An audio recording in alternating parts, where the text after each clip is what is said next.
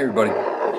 So let's take a look at some basic modeling. And what I mean by that is in physics we tend to take a concept that we can for instance, motion is what we're talking about right now, and you see something. So you look at an object and you see it's here, and then you follow its path and it gets to some other point, right? So you have a starting point, you have an end point, however far away that is, right?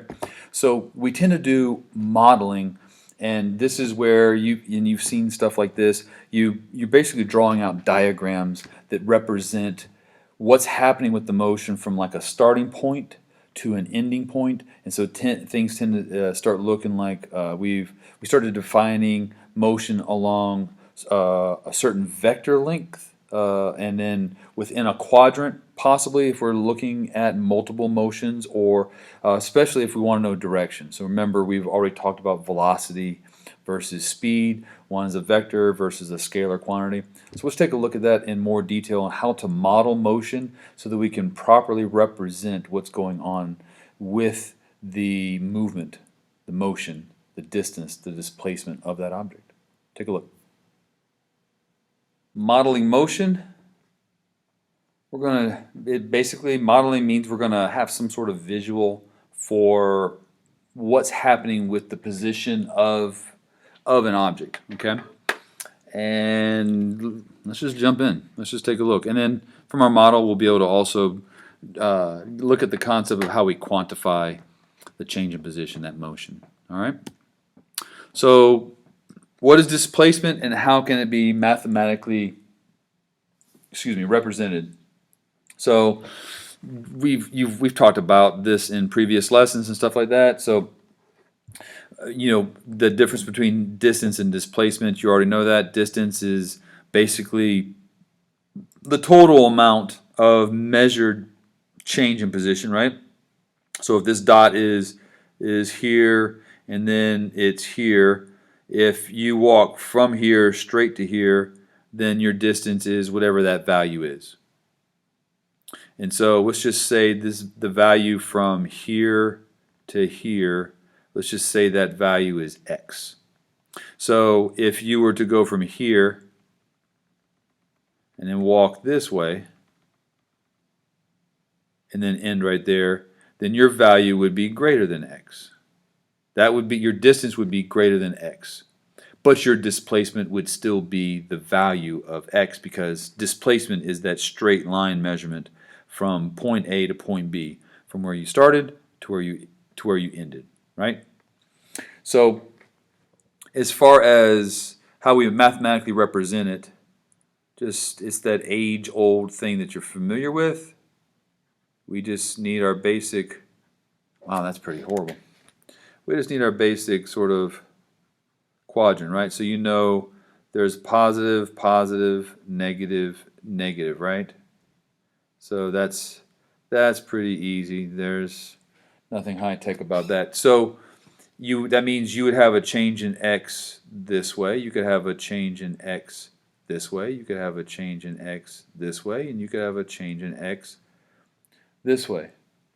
Sorry about that. Got ahead of myself. This happens. Change in x this way, change in y this way, and a change in y this way. Since this way is positive, then that's still a positive displacement, or positive x. This is a positive y. This is negative x, and this is a negative delta y. Okay? So that's all that means. So with that said, if you have your starting point and your end point, then what that means is, what your math teachers told you is that delta x is really, that whole x2 minus x1. But in physics, and you'll see some physics books that will use the 2 and the 1, but typically you write the final minus the initial. All right? Because we're looking at that displacement value, and then delta y, of course, obviously would be the final minus the initial. Okay, and that's pretty simple, pretty straightforward. that we just need that concept to start with. So now let's look at a problem. Pause this video here just a moment, and I want you to read. I want you to read this, construct something that you think is a good answer for all of this, and then come up with an answer. So go ahead and pause this video, answer this, and then we'll take a look together to see if see what you have. Go ahead and pause now. So we need to construct a model that represents the negative displacement of a rolling ball per, I don't know, some unit of time, right? Some amount of time. So that means we've got an object, and it has a negative displacement. Well, based off of what we know from our quadrant system, and you're going to find that what I just did here, this will be something that you have to draw on a regular basis. Okay. Negative, negative. All right, so this is positive and positive right here, right? This is a positive value. This is a positive value. Okay. All right, so we draw our quadrants from there. So we need something that represents negative displacement. All right, and so with that said, let me move this over a little bit. Oops. There we go. Let me move this over a little bit.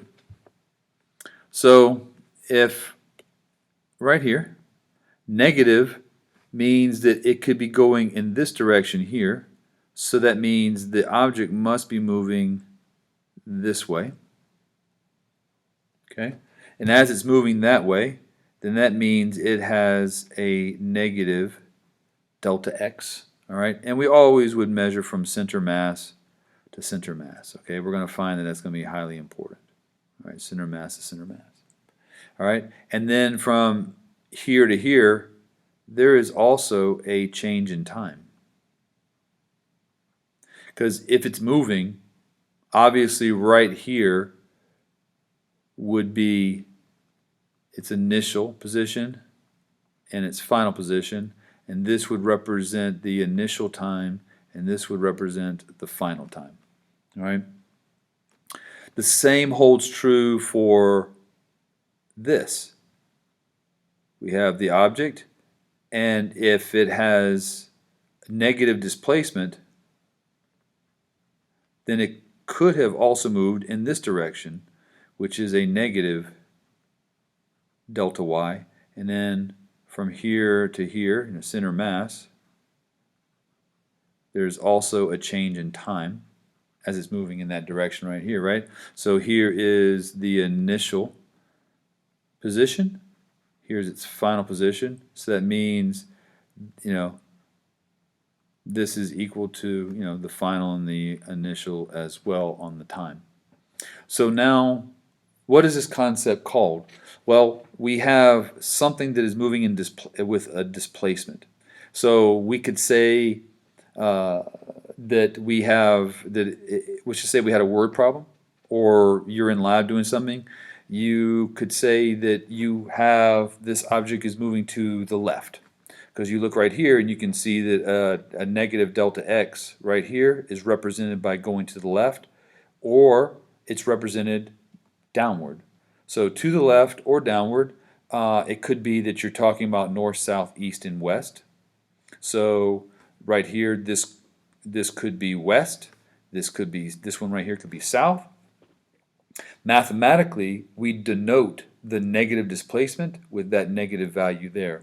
So if you think about it, this motion here is a function of its displacement, right? Because you essentially have time, and then you have its change in position. And so this right here is its displacement is a function of the time. You basically have velocity, and that is a negative delta x over delta t. So what's the concept called? The concept is velocity. This concept is velocity. And for this one right here, well, it's sort of the same thing. The velocity, we would say a negative delta y divided by delta t. And you can see from your mathematical functions here that if you have a negative value divided by a positive value, you're not going to have negative time. We're not going to build a time machine and wind everything back and watch it move backwards. There is just a magnitude of time that occurs as motion is occurring, right? So whether or not you move to your right or to your left, we still think of that as positive time. You don't move backwards and all of a sudden you see the hand on your clock or your watch, whatever, sort of spin backwards, or the digital hand on your Apple Watch or whatever move itself back, right? So that's it. That's what the concept is called. This concept is velocity, and what we did was just model that velocity. In class, we'll have lab work and stuff like that it just really shows that. You'll be gathering data and doing all that other good stuff. All right. Hope this helped. Work on those problem sets, and we'll check back in later. Bye. And that's it. So,